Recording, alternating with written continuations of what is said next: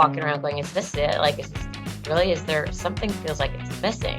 Learn these things, make the choice to survive or live the life that everyone tells you you're going to live. Taking care of our thoughts, taking care of ourselves, taking care of our body, taking care of our families. Sense of inclusion and belonging and being your authentic self. And solution focused, not problem focused. You're solution oriented. You're more receptive, more open, you're more collaborative. If we want to learn how to adjust to that stress, because that stress isn't going anywhere, it's going to keep coming for us. Like, you can find time.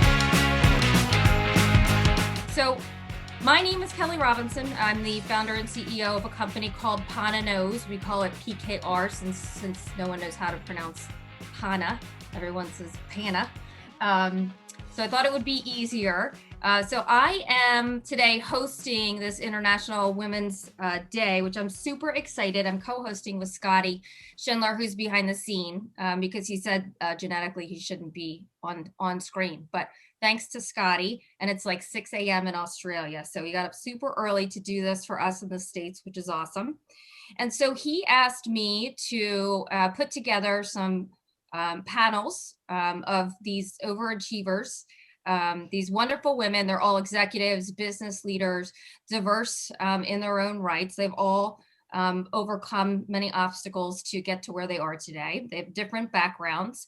And so we're going to have two panels. This is our first panel. And what we're going to be talking about today is a holistic, WHOLE, holistic approach to humans at work. So not just women, although we're celebrating women today, but really seeing people as a whole, especially with COVID. That's how everything's going more and more. And it should have a long time ago. People like Sarah's company, we'll talk about that in a minute.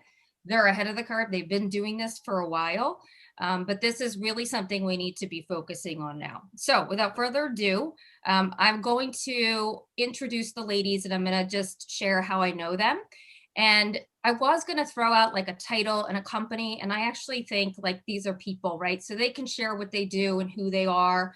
But let's just get started and kind of dig into this holistic approach to humans at work. So we've got Lynn DelGaudio. Lynn and I do LinkedIn Live every Wednesday at 10 a.m. Eastern. And that's all around being conscious of your mind and your body as a female and a person. So that's also focusing on mindfulness. And I met her through my friend Liz Jones, who everyone knows probably. I have Sarah Murray, and I met Sarah strange. I was trying to find a company that helped with taking a holistic approach to people at work as people. And I found Sarah's company in my backyard, reached out to her, and then found out she works with one of my clients. So good references and a great experience and a great connection. Last but certainly not least on this panel is Carrie Fleming. Keri is someone I met because she's a client partner of ours, and she's an amazing partner to us. And she's a go-getter. She has an amazing daughter who's a go-getter, and she is driving everything around people where she is right now. So I'm gonna pass it over to Lynn. If you could just introduce yourself a little bit more, who you are as a person, that would be great. And then dive into your topic. So each panelist is going to speak for maybe 8 to 10 minutes. And then at the end, we're going to stop and do some question and answer. And we'll probably have about 5 to 10 minutes before the next panel. So go ahead, Lynn. Welcome. Hey, thanks, Kelly. It's good to be here with all you fabulous femmes. So yeah, I'm Lynn DelGaudio, and I own LD Consulting. And LD Consulting isn't about Lynn DelGaudio, it's about live deliberately. So, I was, for much of my adult life, that corporate pro rat on a wheel, working 100 zillion hours a week and going, wait, is this all there is? Like, I felt, outwardly very successful and inwardly very like unfulfilled, and like walking around going, is this it? Like, is this really, is there something feels like it's missing? And something was missing. It was me. But I'm walking around looking at everyone else going, well, they're kind of all miserable too. And I guess this is like normal, right? And it's not. And it's not. And I think we've come to like normalize stress. And in this day and age, oh my gosh, there's so much stress out there. But we can't do that. It's a huge concern of mine that we're normalizing all the stress we're under. But you guys know, like in 2014, corporate pro athlete, and I suddenly suffered a traumatic brain and spinal cord injury that literally, just in time would catapult me into this amazing place of being complete turnaround coach, speaker, author, and no more type A+++, just more kind of go with the flow. Just like completely transformed me. But the interesting thing that happened in that healing process is I really learned how to use my mind as an active agent for change. And by healing this first, I was able to heal the rest of my body. And the reason that the way I figured that out was it was just me and my thoughts. So people would call and yell and scream. And I was alone here, you guys. I didn't know a soul. And think about like trying to get through a traumatic brain injury. Like you learn to ask for help. But when people would call, they would immediately go into this, oh my God, this is horrible. What are you going to do? This is horrible. You're never going to run again. This is, and yell and scream. And I very quickly learned that bad thoughts feel bad in body. It was that very just simple little listen to your body, get the somatic response. And then it was 100% relying on the communication system between brain and body. And I listened to that, and then I realized I don't have to wait for negative to come in. I can choose what I want to think about, and I can choose how I want to think about it. So if I'm sitting there and say, I want to think about the ocean. Okay, I want to think about the ocean. I'm seeing the ocean, but now how do I want to experience that? I smell the salt air. I feel the breeze feathering over me. I can, sense it, and so all these things led me down this path of creating these strategies to heal my mind and my body and use my thoughts as those active change agents. And then, what I realized was it made me so much more productive at work. I was still at the bank at the time. My boss pulled me aside and said, what are you doing? I want to know your strategy because you're so productive and you're so happy, and so this, I've been watching you for the last 3 months, and this was pre-merger chaos, right? And I realized that that all these strategies that helped me heal were exactly the same strategies that were helping me be far more productive in work. And it was because I challenged my thinking in this process. I was not procrastinating any longer. They wanted me to roll something out and teach others what. And so it became like a framework. And these things that I call the 6 impact imperatives became like a framework of my coaching and trainings. And, it's funny, sometimes you see, and let me just say, companies can think about themselves in the same way. Your thinking impacts how your body feels. Our thoughts have chemical reactions that impact how we show up. So if you've got toxic thinking at the C level, just don't think that the employee base isn't going to know that. And so that's going to produce very different feedback as opposed to healthier types of thinking or behaviors. Fear-based motivation versus inspiration, and trusting that people in your organization, the cells, know what to do for the greater good of the entire organisms. And if they don't, if they're a bad cell, you either got to nourish them or they go. But, I was with a company a few weeks ago, and they were very proud of the mindset training that they do. And it sounded great. And they probably spend, $40,000 a year on this mindset training. And I said, well, tell me about the kind of the actionable exercises that you do so that your employees can, feel and experience the shift in mind and body right away. And he's like, oh, no, we don't do that. And I thought, wow, that's too bad. Like, you're really missing the mark here, because when you and in a lot of these trainings are usually for upper management. And that's kind of like saying, I'm going to take these supplements from a brain, but I'm just going to trash the body. It doesn't work that way. It's a whole. You really need to involve everybody, and you've got to not only have the trainings need three things. They have to activate, the part of the brain where we intellectualize, we gain knowledge, we know something. That's one. I talk about shelf-help books because we read a book, we get it cognitively, and then it goes and sits on the shelf and nothing changes. So you need that knowledge, and then you need to have an experience in your limbic brain, have an emotional experience with whatever you're doing. And then you've got to practice and repeat and practice and repeat. And there's got to be repetition, and there's got to be metrics, and it's got to be, follow-up. So it's not a 3-day leadership retreat. That does, then everybody goes back and they're stressed out because their inbox is flowing over and they can't get in control of it.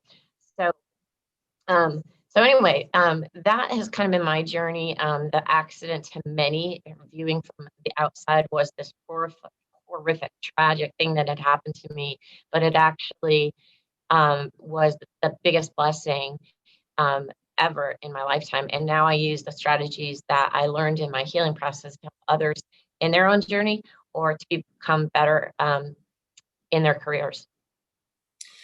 So Lynn, a lot of people will say, well, that's great. It sounds like there's some techniques we can do, but it sounds like time, right? So no. So share with us, what are some of those techniques and how can we be consistent and make sure that and they're really simple. So, we always have to get awareness of where we are versus where we want to be, right? That's one form of awareness. But I talk a lot about toxic thinking. And you can do this while you're doing dishes. You can do this while you're sifting through emails. You can do this while you're out on a walk or working out. Time is an illusion. All we have is time. We choose how we want to feel it.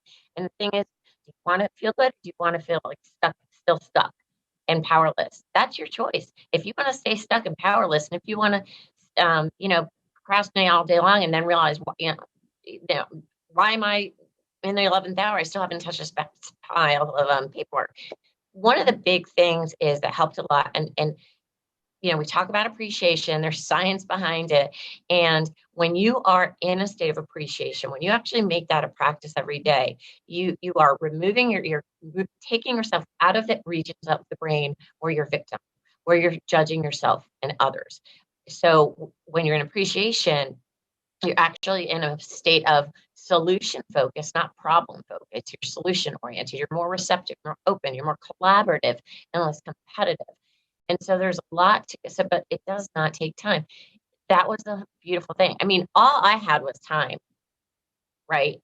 But we can right now, just consciously while we're watching this go, just think about what you're thinking about. We never do that. We're so physically focused. But so a lot of these strategies that will just help tear down silos, for instance, and help people work better together. And oftentimes, the problem is at the top. So the business I was talking about a little bit ago, they have all these great ideas. They bring this, they spend 10, probably 40 grand on this mindset institute, and they talk about it in their trainings and they talk about it in orientations.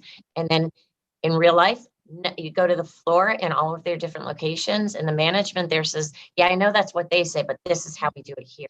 And the morale is awful. Just the framework of we need to always be learning things that are going to align with that vision that we want for ourselves, company vision, whatever it is. We need to have commitment and do that repetition and practice. It's got to be ingrained in a culture. You cannot shift a culture without any sort of commitment to something, right? And so I know that was kind of a circuitous way, maybe didn't answer concretely, but my 6 impact imperatives, and I'll let somebody else talk. Awareness always one, and gaining awareness of our toxic thinking, and we do that through somatic responses, emotions, and meditation. Appreciation, learning, repetition, and commitment. And it doesn't take a lot of time. It just takes dedication and just commitment and work. And Lynn, I think the more that you do these things, they just become natural. So in the morning, I used to write my gratitude in the morning. I don't need to anymore, because at night when my head hits the pillow, the first thing I do is I smile, and it's like a natural thing because I'm thinking of all the things I don't write it down anymore because it comes to me, and I smile, and I think this is goofy. If anyone ever saw me right now laying in bed, like, so. Well, anyway. that's how you wake up every morning after you do this for a while. It becomes autonomic. It becomes automatic, and you rewire your brain, your neurons that wire together, fire together, and that's exactly what you're doing. That's exactly what you've done. And wouldn't you rather have a company full of people that are like, yes, and not, oh God. And it's not usually people complain about their job sucks. It's not your job that sucks. It's your thinking. It's the story you're telling yourself about the job. That's right. It is your thinking. So I like that. Challenge your thinking. And here's Lynn's book, just for anyone that is interested in. It's on Amazon. You can go find it. Thank you, Lynn. Thank you. Sarah, tell us who you are and what you would like to chat about. Sure. Thank you. Well, thank you again for inviting me to be a part of this.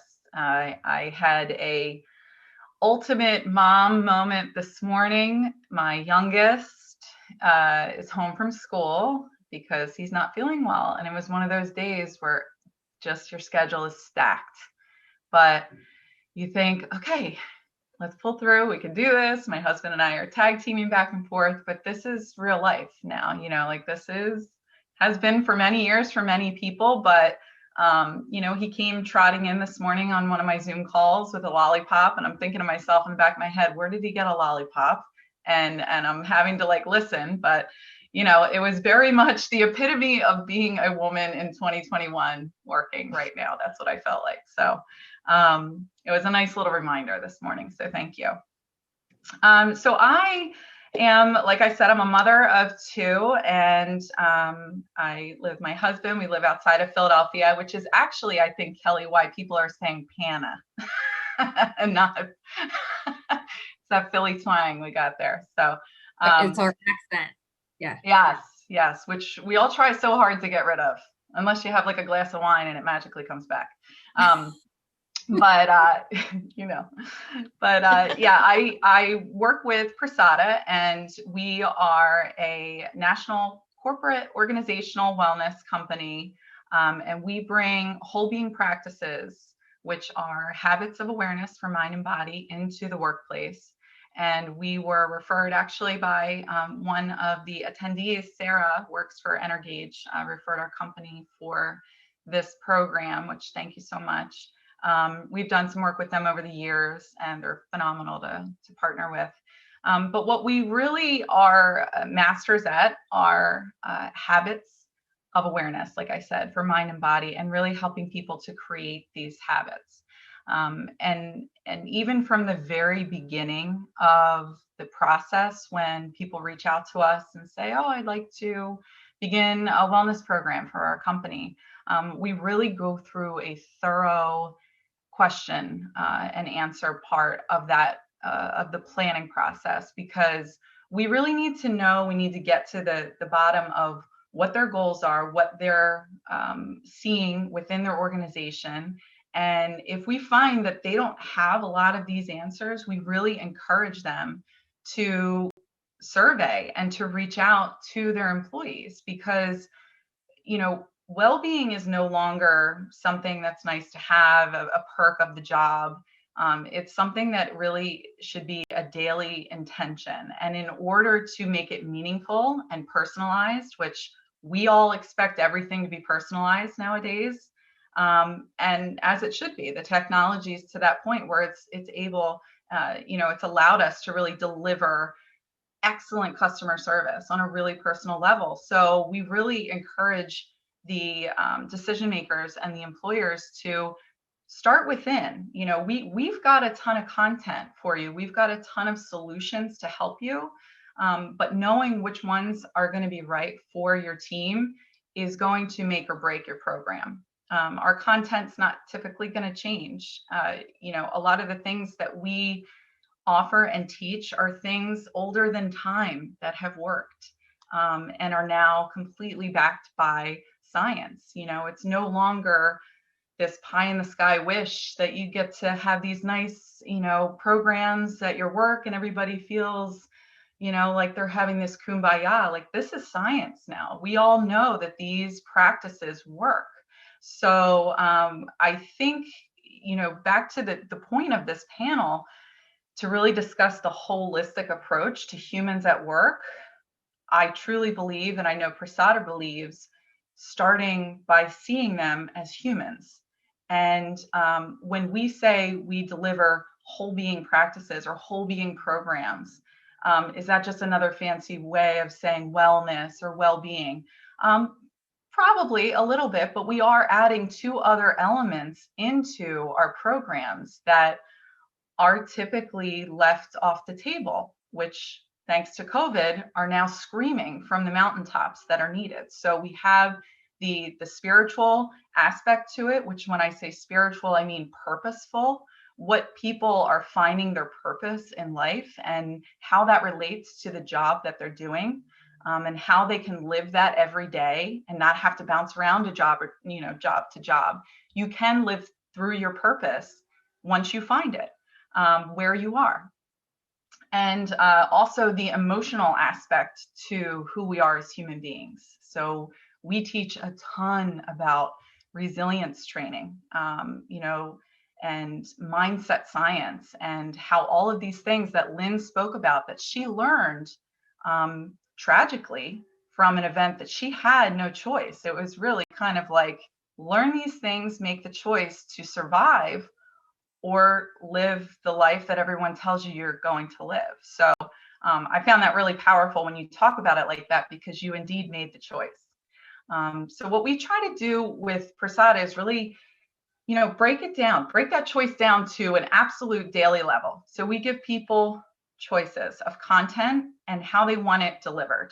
And then from there, we teach people simple, absolutely simple things. And when I say simple, the ideas, the concepts of them are easy to understand.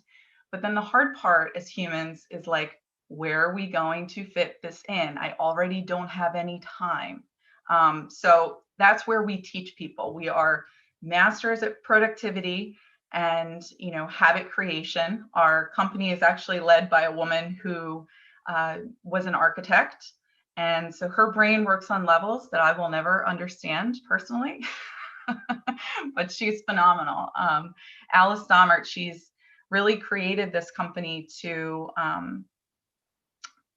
break down these structures so that these programs are accessible and the abilities are for everyone. So, from all different levels of an organization to be involved in the same room. Zoom room now, but the same room nonetheless. And we do encourage people. The other thing that's interesting is while the support for these programs must absolutely start at the very top if they are to work, they do also need to have participation with all levels of the organization, like I said. So for instance, we have some programs where our attendees will pop into a room and they'll realize, oh, I'm the most senior level person in here. I think I'm going to just let myself out and no one's going to notice. And, we'll get a message on the side that says, I don't really think I should have been a part of this conversation, and I want everybody else to feel comfortable. And while I completely can understand where they're coming from and how they must be feeling, we try to take that as an opportunity to show them that these are the conversations that you can be having at this moment in time that are going to then create and grow into your organization and make you guys stronger for that.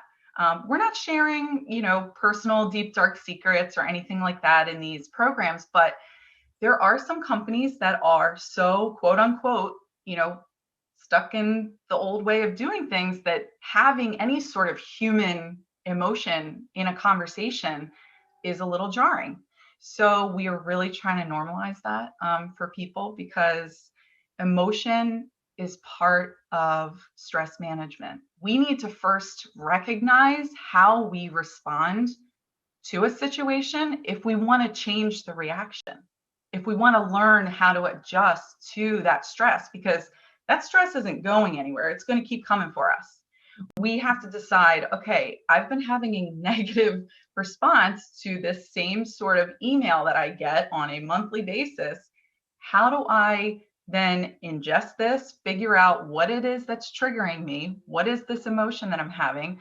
And keep moving from that. And in our programs, we're teaching people these practices. It's as simple as that. It's you know, like Lynn said, it is quite simple. But I'd love to answer any questions. I could go on and on. Sarah, we'll do questions after Keri, but I think it's fascinating how you talked about maybe a senior person coming into a meeting and thinking, you know, I don't know if I should be here, but I think a little vulnerability creates really good relationships. So if they can see, like, we're all on the same level here as far as taking care of our thoughts, taking care of ourselves, taking care of our body, taking care of our families, you know, trying to balance that with paying our mortgage and being productive in life in general. So I think it's great to put people on the same kind of playing field, or, you know, whatever you want to say, because I think it helps build relationships and bonds. So I think it's great to incorporate everyone. And we actually, in turn, and this is the last thing I'll say, is we teach people how to have those uncomfortable conversations. Because at the end of the day, we realized we're really a communication company at the end of it. We're teaching humans how to interact with each other and themselves. Mm-hmm. So that's a big part of it, because, you know, having that response that this person had at the senior level, that's okay. And that's not something that's never happened before and will never happen again. That's going to continue to happen. But the more we talk about it and let them know, well, this is what could be waiting for you if you decide to change your mind. Mm-hmm. You're always welcome, you know. So just making that whole conversation comfortable.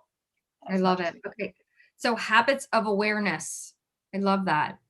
And last but not least, Keri. Keri, tell us who you are and what you wanted to chat about today. Thanks, Kelly. So I am Carrie Fleming. I'm presently the Chief People Officer at Mazars, which means that in slight contrast to Lynn and Sarah, I'm on the inside doing the thing that's getting everyone to embrace and understand from a corporate perspective, hopefully, and influencing transformation and change, that holistic approach to humans. So hopefully not recreating that environment, Lynn, that you talked about, where you're just trotting through and feeling the stress, and like Sarah is talking about, not being able to have those conversations or having that disconnected leadership.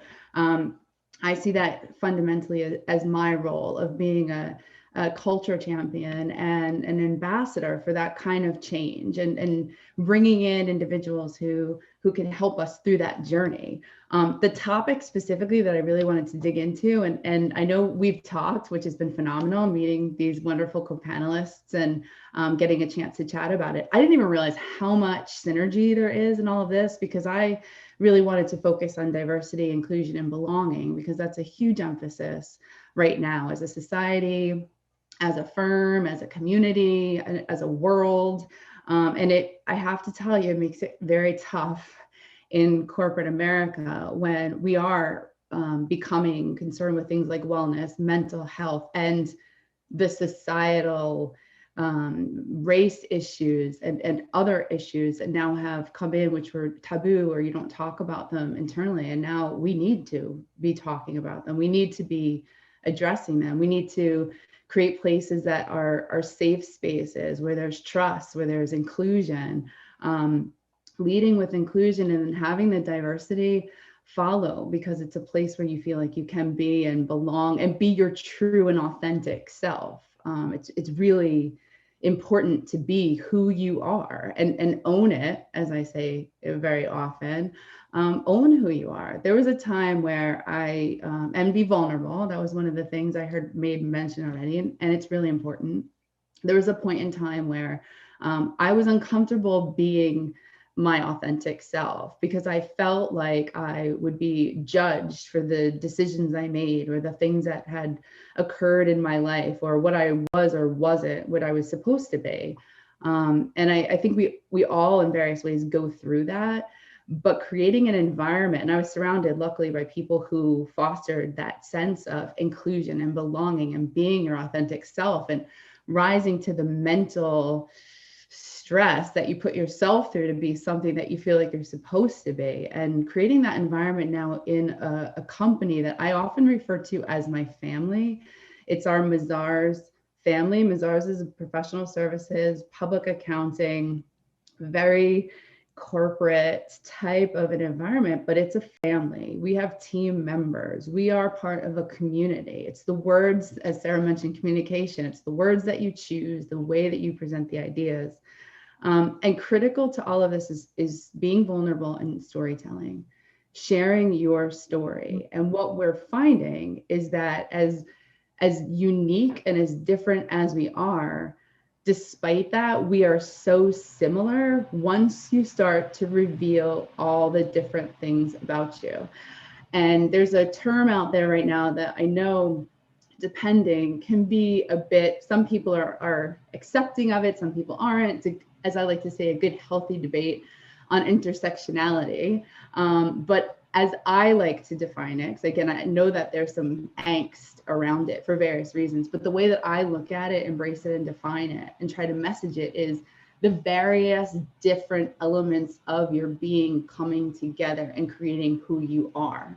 And I think that can change, right? As you grow and mature, your experience changes as you develop things along the way on your personal or your professional journey. That starts to impact who you are. As you go through life-changing events, stressors, the good ones and the bad ones, it starts to inform who you are. And if we embrace those various elements of ourselves, I think it makes a huge difference. One of the things that I think is critically important, it is simple, I know, as Sarah had mentioned, but not easy. So it's simplistic, but it's not easy by any stretch. And the little things are important to focus on, but the little things, if they're ignored, will get you. That's one of the things my colleagues and I, who are in similarly situated positions in various organizations committed to this, are really focusing in on. It's not okay to have certain things persist. We need to have forgiveness. We need to have acceptance. We need to lean into it and work through it, but it's not okay for it to persist. I mean, how many times have we heard, oh, that's just so-and-so. That's the way they are. And that's the way that they operate. Like, no, that's not how our culture is. That is not leading us into an environment that is inclusive, that creates that safe space, that creates a culture of belonging. The safe space fosters the connection. The connection fosters the community, and the community fosters that sense of belonging. So that's what we're really trying to advocate for. You crawl, you walk, you run. And then, as has been mentioned by both of my co-panelists, that habit forming, it's not a one and done. I just came, as you can see from my virtual background, which kind of was strange. I feel like a floating head sometimes, but I kept it for impact's sake. It was cool. It was International Women's Day. Cool. But we came from a program where internally we were running a day. And the point at the very end of it was, it can't just be International Women's Day. It has to be a constant drumbeat, a constant heartbeat that we think about, that we reinforce, that we revisit, and that everybody plays a part in contributing to. So I love that notion of, I wrote it down, awareness, appreciation, learning, and repetition. And then you start all over again, I think, as you raise your awareness in another area. So for me, it's amazing to have an opportunity like this, where all of these different variations on a theme come together, really, when you start to look at the holistic human, and I would argue at work or outside of work, because that is how we are defined. Mm-hmm. Yeah, the holistic human at work is now in their home. So yeah, they're with their family. That's work. Yeah, it's interesting. It's interesting. So Keri, I love the leading with inclusion, be who you are, the storytelling, because when you lead by being a little bit, vulnerable, you'll get that back, and that's how you build that relationship and see someone for who they are. You open up an opportunity too, Kelly, when you do that I don't think people realize as they share their story. They think, oh, well, no one wants to hear my story. Like, what's the big deal about my story? It's really no big deal. But when you share it, you have no idea that you're opening up that little opportunity for someone to connect with you, to start to share their story, to find their voice, to create that foundation, and then they pay it forward. And that's how, you throw the rock, right? And it just makes that tiny little ripple in the beginning, and then it has the ability to make a really huge impact. That's so true. That's so true. So thank you. Thanks for that, Keri. I wanted to open up the floor if there are questions. In the meantime, so if you guys have questions, you can go ahead and pop it.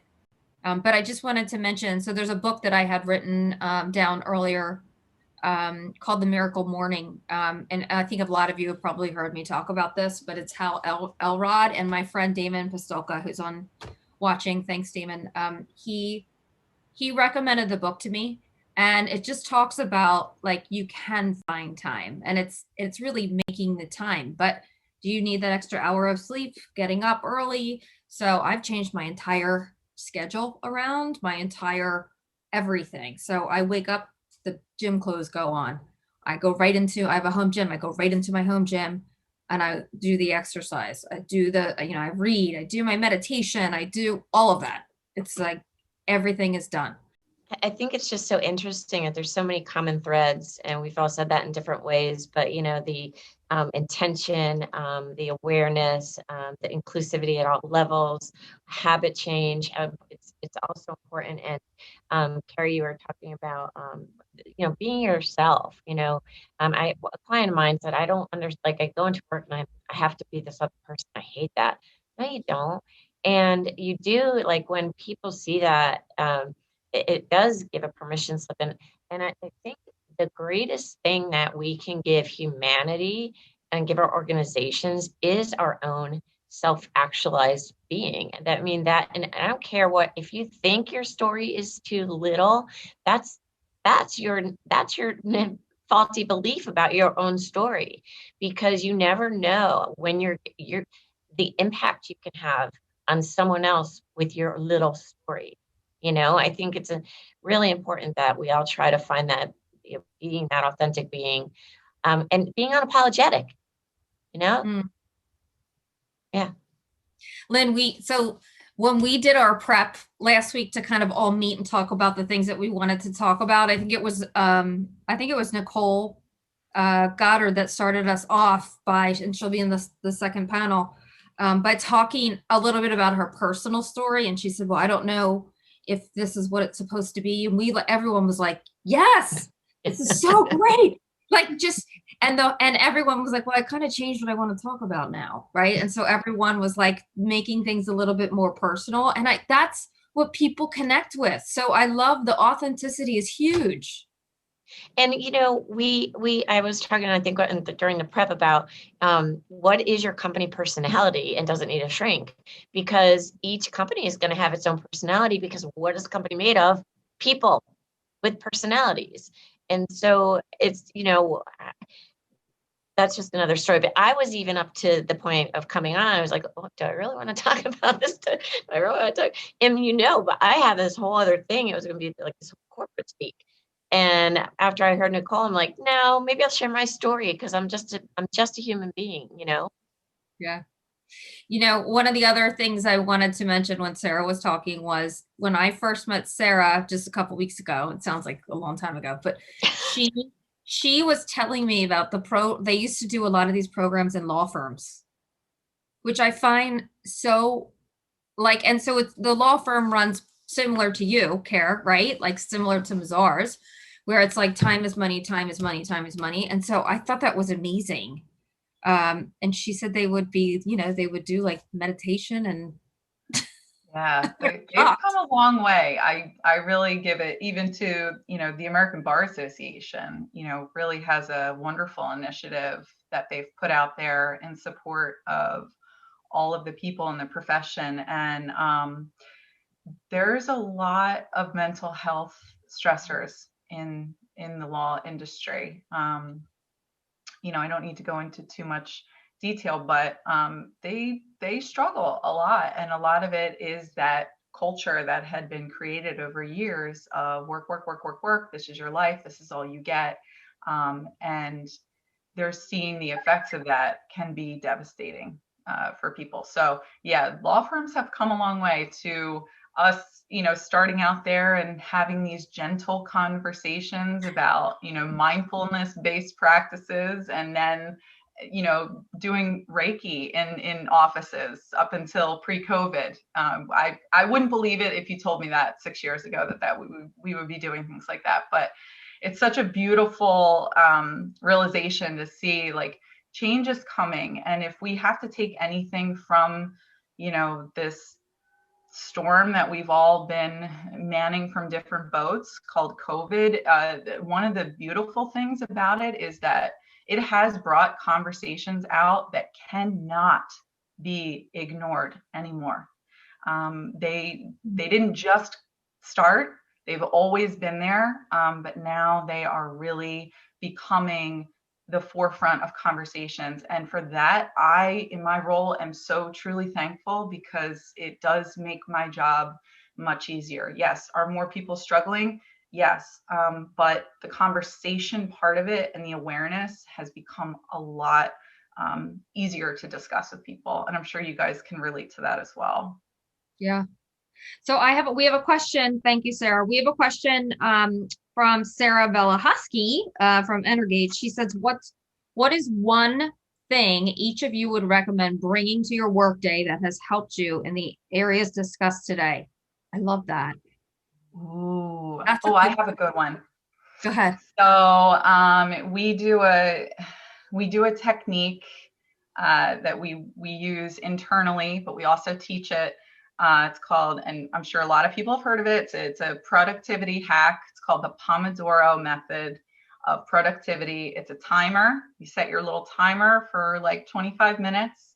You give yourself a task that you're going to work on. It could be a task that you think is going to take you 3 hours, but you're actually going to split it up into these 25-minute increments.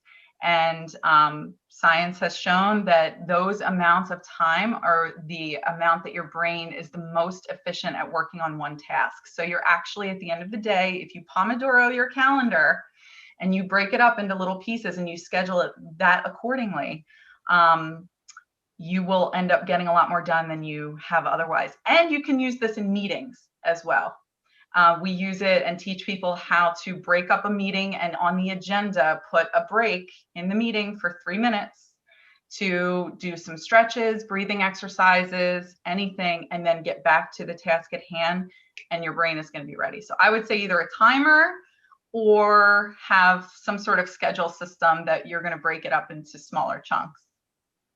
I got to jump on that because I'm getting SAT flashbacks now with Sarah talking about the timer going off, and I'm like, am I going to finish the test? So I have to get through the stress, I think, of SAT prep, because that was always the issue for me. Am I going to finish this dang test? But I agree. I think the shortened meetings is so important, right? We default to our half hour, an hour, and then all of a sudden you're like, bam, now I'm rolling right into the next thing. And did we really even have efficient time? So I completely can relate to that. And if I roll into my one thing quickly, I think it's pretty, I can get there real quick, which is listen more than you talk, and find your curiosity that you may have lost when you were a kid.